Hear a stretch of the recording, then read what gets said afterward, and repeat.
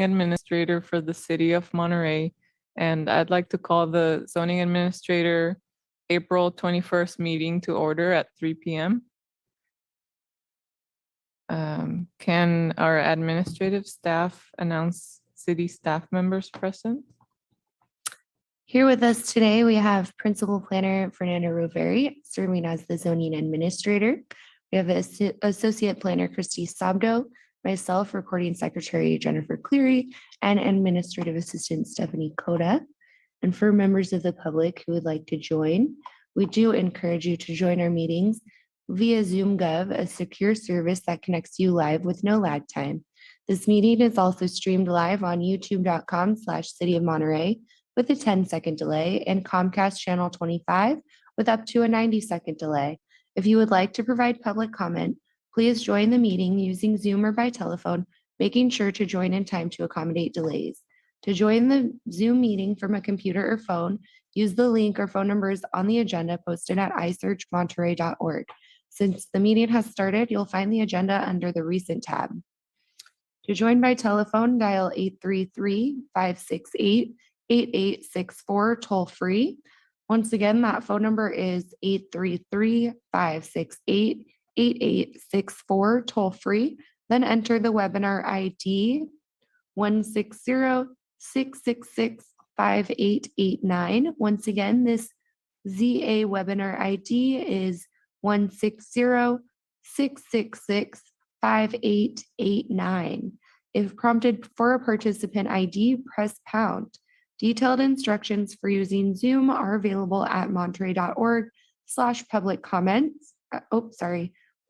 Monterey.org/public meetings is the link for the Zoom instructions. And if that phone number doesn't work, there are more on the agenda posted at isearchmonterey.org. To provide public comment via Zoom, please use the raise your hand function at the bottom of the screen. To provide comments by phone, dial *9 to raise your hand, then *6 to unmute when called upon. Public commenters will be announced using their last 3 phone number digits or the name typed into Zoom, and they will be muted until it is their turn to speak. Please turn off TV or computer speakers or go to another room while connected, as background noise interferes with the broadcast. Public speakers will be called upon in order of hands raised. There's a 3-minute time limit for this meeting. And there are currently no attendees. And I know you are here as an applicant, but if you have anything to speak about that is not on the agenda, now could be a good time to do that. All good. Thank you. Perfect. I think it would be safe to move on to the consent items.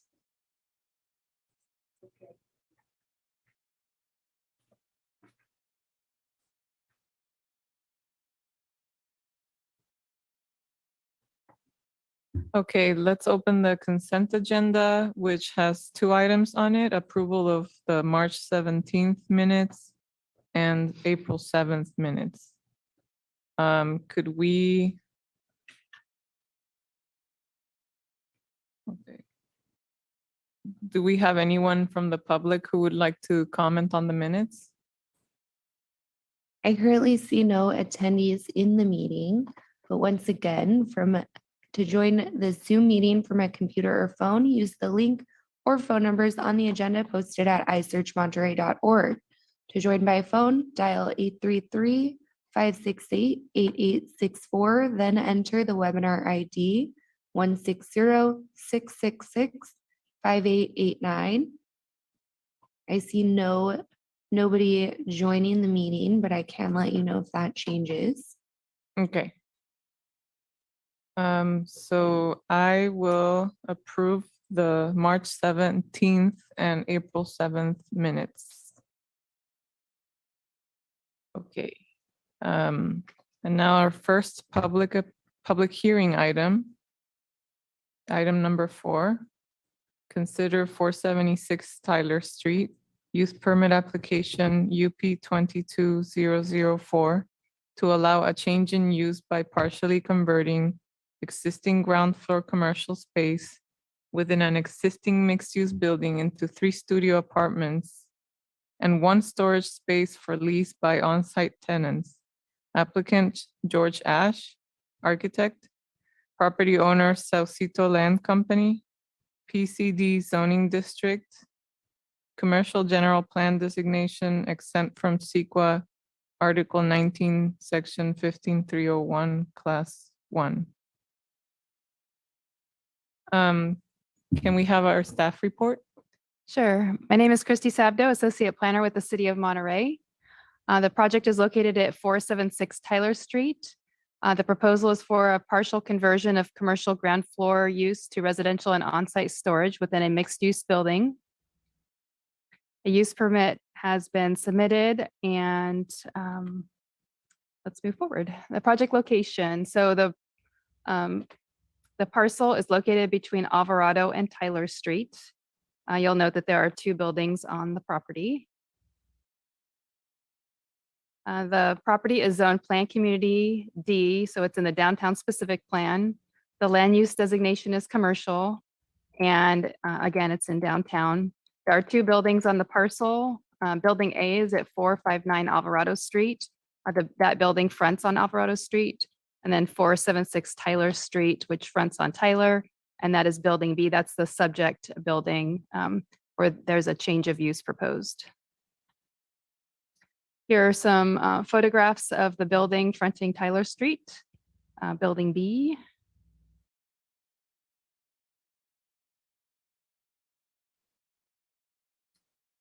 The proposal is a conversion of a portion of the existing ground floor commercial space and one garage space at 476 Tyler Street, Building B, into 3 apartments totaling 1,500 square feet, one 1,160 square foot storage unit, and to enclose a 328 square foot existing covered patio for residential use. So Building B, I just wanted to highlight that to show you again where Building B is located. This is Building B, the existing floor plan showing the commercial space and some parking stalls. The change is, if you look in yellow, that's the proposed storage space, and it's only on the ground floor. In orange, it's the proposed studio space. There'd be 3 studio apartments. And then the green is the proposed enclosure of a covered patio, which would be converted to commercial space. So the proposal would increase the total number of apartments from 21 to 24 on the parcel, including both A and B buildings. Within Building B, the subject building, the number of apartment units would increase by 3 from 13 to 16 apartment units. So on December 7th, 2021, the City Council approved an amendment to the downtown specific plan, which allows ground floor residential uses in certain situations. And you can see the table that shows that amendment for properties fronting Tyler Street. A conditional use permit is required for residential on the ground floor.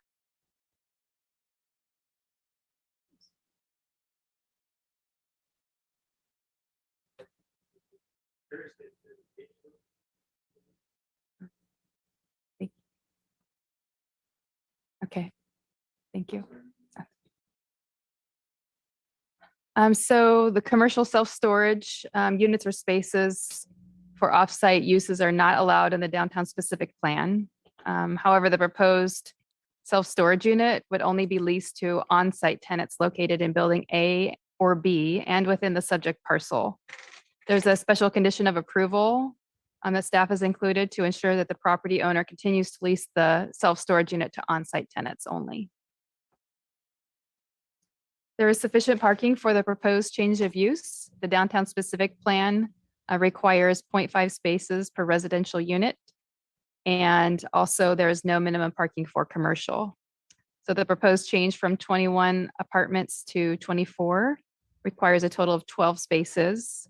And as shown on the site plan, there are 17 available off-street parking spaces for on-site use. I apologize, the staff report said 12, but it's going from 18 parking spaces to 17, and the total required parking of 12 spaces is being met. And this is, it's hard to see the site plan, but they are numbered. So the parking spaces starts here, 1 to 8, goes over to 9 to 12 here, and then down to 17, showing that there are 17 parking spaces.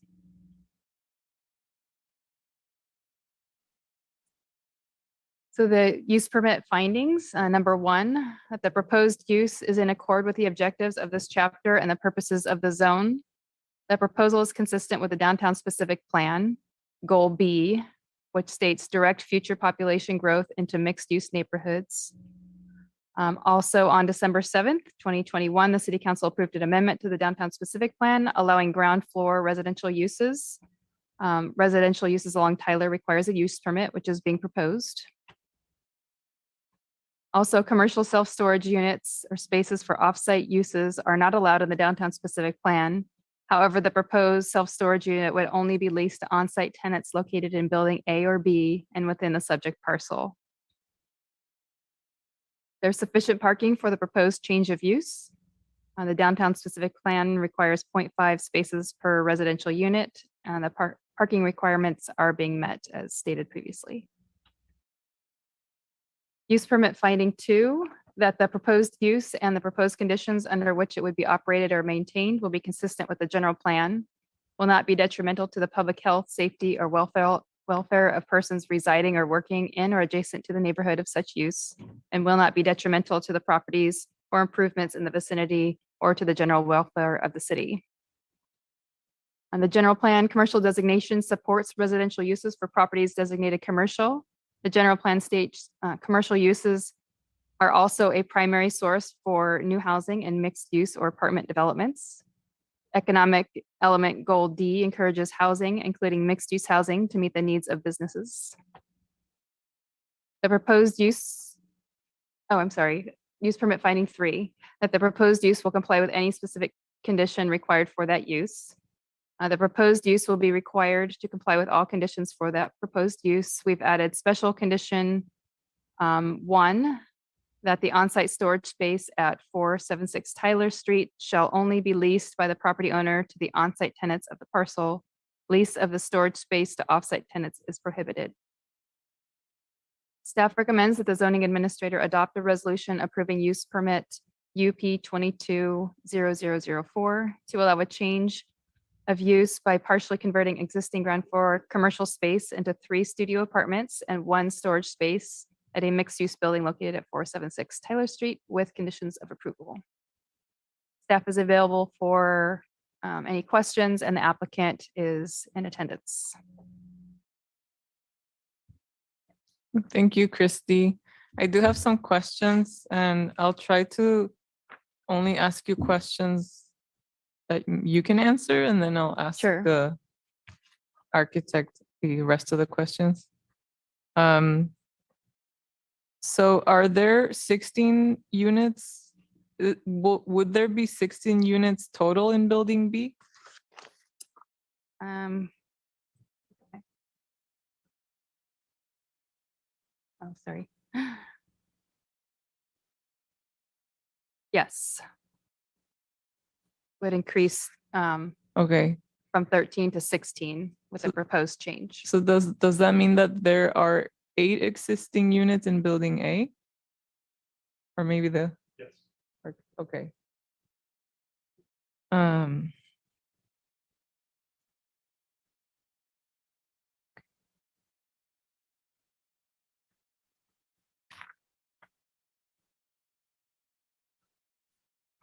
Okay, I think the rest of my questions would be for Mr. Ash. Okay.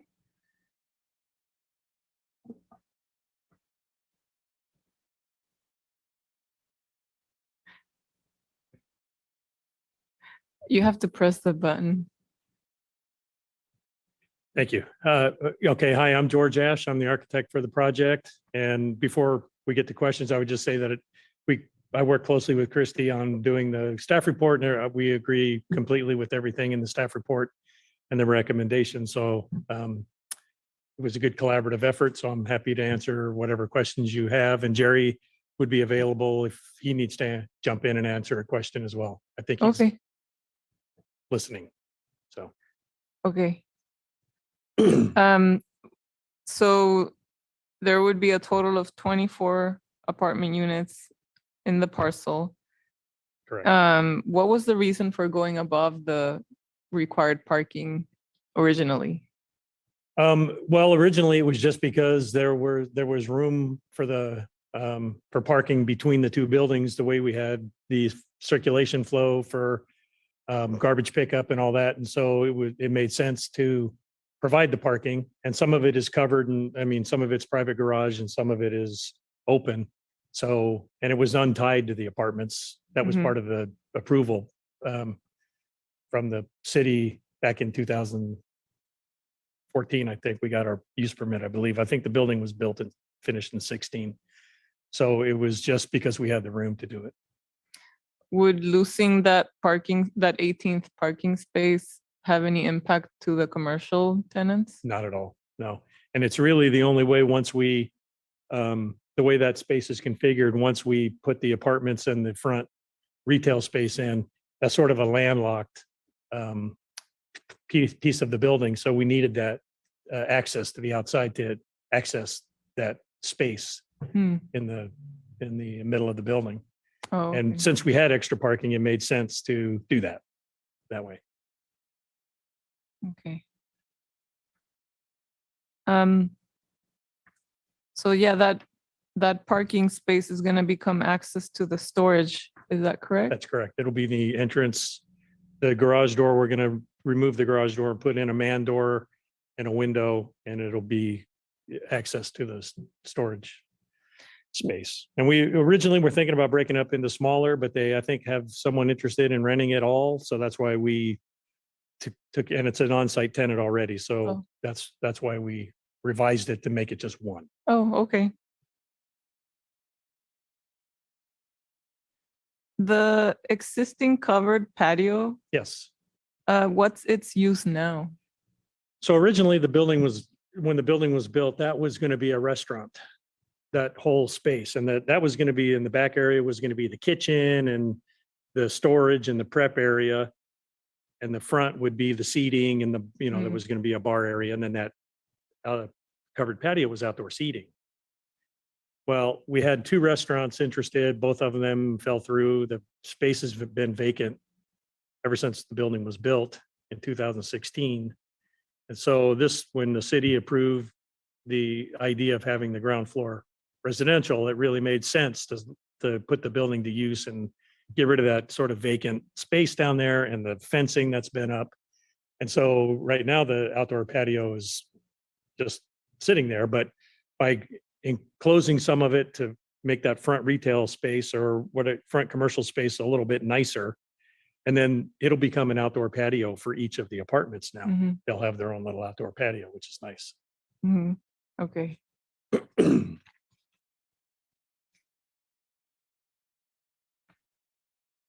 Um, I just noticed that one of the three new apartment units would be brought forward into that existing patio area. Is that A couple of them, I think, have a little bit, the middle one and the one on the left is completely within the building. The middle one, I think we encroached a little bit into that patio, and the one just behind the retail space, we encroached a little bit more because we had put in a bathroom oh yeah. for the retail space, which took some of the area. So we thought it would be a better use of the Okay. outdoor space to give that unit a little bit smaller outdoor patio, but it made the unit livable. Would the three units be accessible through the patio? No, Through their well, patios? That's right. That's the entrance Okay. to the units. There's a walkway outside of the covered patio. That would be the common walkway for everyone to use. And then they would enter their units through the patios. Okay. And there'll be a big sliding glass door there. The reason they're studios is because we can't get any other exterior windows for egress windows out of a bedroom. So we had to make them all studios so that they can access and exit from their unit into the covered patio and then out. And would that entrance gate be locked? Like, will Right, it they would be a have? security lock that only the tenants would have Okay, a key to, or there would be a buzzer there if they had a guest. They can buzz their guest in, but yeah, it would be secure. okay.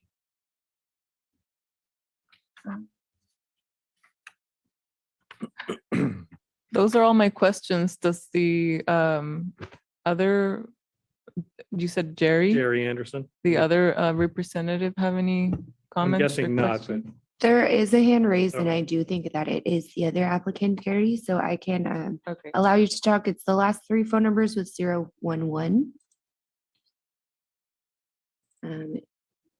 Please dial *6 to unmute. Hi, thank you very much. This is Jerry Anderson, and appreciate everybody's work on this. And I just wanted to comment or answer one additional thing related to Fernanda's first question about the parking that's above the number that are required. And in fact, that was a question that came up 6 or 7 years ago when we first proposed this project, and it was I believe the only item that caused us to need a use permit at that time. We otherwise complied completely with the downtown specific plan and would have been able to proceed, I think, without a use permit hearing in front of the planning commission, but we had to go there because of the very issue that Fernanda identified, and we did, and they approved it, and that's the way we've had it ever since. So that's my only comment, other than I'd like to say again, thank you to all three of you there for all the work that you put in on this. I really appreciate it. thank you so much. Do we have anyone else in the call that would like to make a comment? We do not have any other attendees in the meeting, but just one more time. For the viewers at home, to join by telephone, dial 833-568-8864. Once again, that phone number to call is 833-568-8864, toll free. Then enter the webinar ID 160-666-5889. Once again, the webinar ID for this meeting is 160-666-5889. And I do not see any more hands raised. So I Okay. think it's safe to move on. Okay, I'll close public comment. So I have some comments. Just some changes that I wanted to make in the resolution. I am in support of this project because of staff's findings that it complies with the downtown specific plan objectives and general plan objectives. And I also find that the project would not have any parking impacts.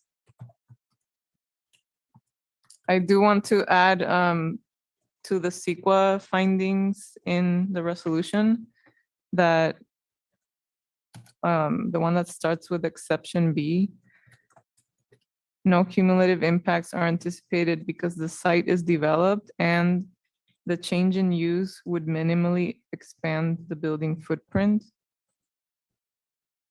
To exception C, I would like to add, there are no unusual circumstances at the project site, therefore significant effects would not occur.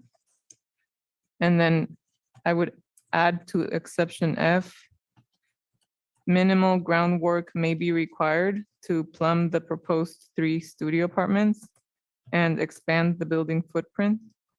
The groundwork would occur within previously disturbed areas. Therefore, impacts to historical resources are not anticipated.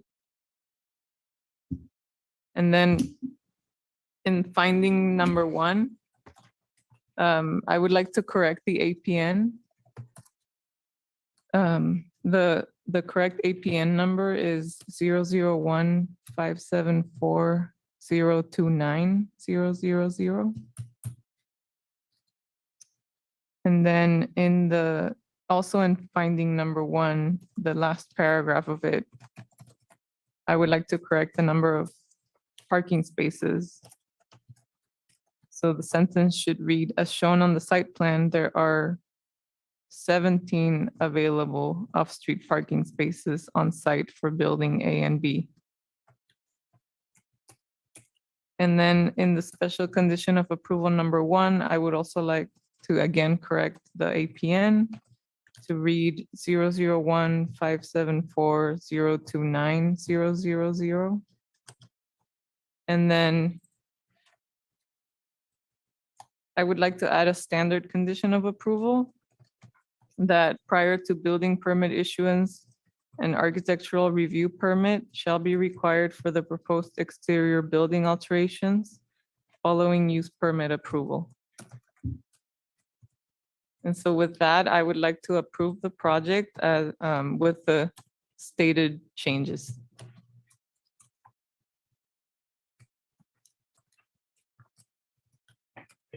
So this decision is appealable to the Planning Commission within 10 days of this action in forms available at the planning office. Congratulations. Thank you. Thank you very much. Thanks for all your work. Appreciate it. Thanks. Thanks for coming. Good rest of your afternoon.